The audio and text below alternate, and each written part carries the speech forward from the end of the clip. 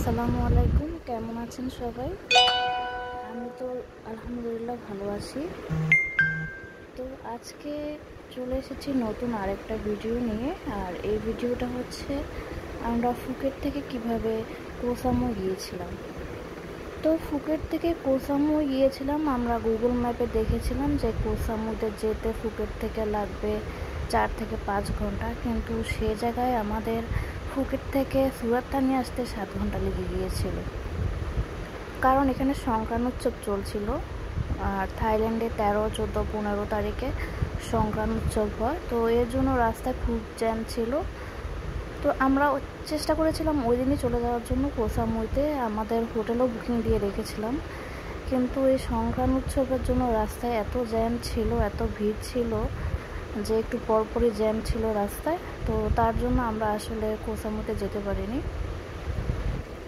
তো আমরা সুরাত থানিতে একটা রাত থেকে গিয়েছিলাম। আসলে আমাদের কিছুই করার ছিল না, কারণ এই যে সংক্রান্ত উৎসবের জন্য আমাদের আস্তে আস্তে লেট হয়ে গিয়েছিল আর আমরা ফেরি পাইনি। তো সুরাত থানিতে যেতে হলে লাস্ট ফেরি হচ্ছে সন্ধ্যা 7:30 পর্যন্ত, কিন্তু আমরা এই যে সুরাত থানিতে আসতে আসতে আমাদের 7:30 বেজে গিয়েছিল। তো খুবই টেনশন করছিলাম যে কিভাবে কি করব। তো কিছুই করার ছিল না, তো আমরা রাতটা ওখানেই ছিলাম। তো সকাল 5:30 থেকে ফেরি শুরু হয়। তো আমরা 5:30টার ফার্স্ট যে ফেরি ছিল সেটাতে করে চলে যাচ্ছিলাম কোহ সামুইতে। তো আমরা কিন্তু আসলে উঠেছিলাম 5:30টায়, তখন কিন্তু রাতই ছিল। তো কিছু দূর যেতে যেতে আমরা সানরাইজও দেখলাম। তো আমাদের পৌঁছাতে 2 ঘন্টার মতো লেগেছিল। 5:30টায় আমরা ফেরিতে উঠেছি আর নেমেছি মনে হয় 8টা কি 9টার দিকে। বিশাল এক ফেরি ছিল আর সমুদ্রের চারপাশে পাহাড় ছিল। তো দেখতে দেখতে চলে যাচ্ছিলাম, ভালোই লাগছিল। আর যখন সূর্যটা উঠেছে তখন খুবই ভালো লাগছিল। সানরাইজ দেখতে দেখতে গিয়েছিলাম, মানে খুব অপূর্ব সুন্দর যেটাকে বলে সেটা আর কি। আসলে যে পৃথিবী কত সুন্দর আমরা আসলে ট্রাভেল না করলে তা কখনোই বুঝতে পারবো না। তো এই যে দেখতে দেখতে আমরা চলে এসেছি কোহ সামুই ফেরিঘাটে। তো এখান থেকে আমরা চলে গিয়েছিলাম আমাদের রিসোর্টে। তো সারাদিন অনেক ঘোরাঘুরি করেছি, কিন্তু ওভাবে আসলে ভিডিও ক্লিপ নেওয়া হয়নি। তো সন্ধ্যার দিকে কিছু ক্লিপ নিয়েছিলাম। আসলে মনটাই খারাপ হয়ে গিয়েছিল যে এত কষ্ট করে আসতে চেয়েছি আগের দিন, কিন্তু আসতে পারিনি। এর পরের দিন হয়ে গিয়েছিল, আমাদের একটা পুরো দিনই মিস ছিল। তো এরকম হবে জানলে আমরা আসলে ফ্লাইটেই আসার ট্রাই করতাম। একটা জায়গায় ঘুরতে আসবো, যদি ঠিকভাবে ঘুরতেই না পারি আসলে শুধু শুধু খুবই মনে খারাপ হয়। তো আমরা নেক্সট টাইম আসলে আমরা চিন্তা করেছি আসলে ফ্লাইটেই চলে আসবো। তো এটা হচ্ছে সেন্ট্রাল সামুই, এটা হচ্ছে কোহ সামুইয়ের একটা মার্কেট।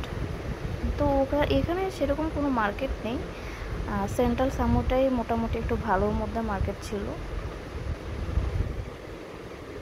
আসলে দেশের বাইরে যখন যাই তখন যে রাতের ওয়েদারটা থাকে একরকম, আবার দিনের ওয়েদার থাকে আরেক রকম। সব কিছু মিলে ভালোই লাগছিল। টুকটাক কিছু শপিং করেছিলাম।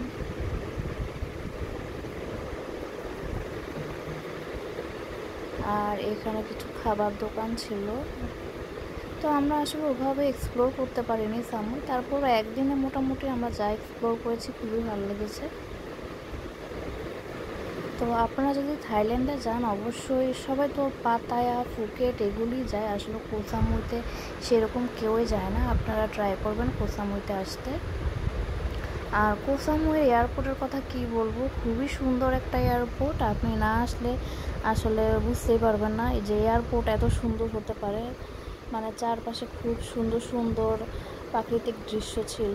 তাই দেখে মনে হচ্ছিল এটা কোনো এয়ারপোর্ট না, এটা আসলে একটা রিসোর্ট।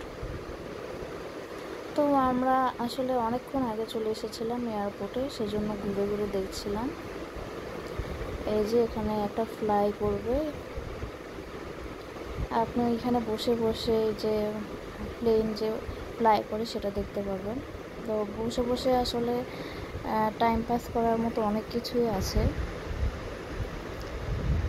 এই যে দেখেন পুরো মনে হচ্ছে যে একটা রিসোর্টে এসেছি আমি, আসলে এটা হচ্ছে কোহ সামুই এয়ারপোর্ট। তো সেজন্যই বললাম আপনারা যদি থাইল্যান্ডে আসেন অবশ্যই কোহ সামুই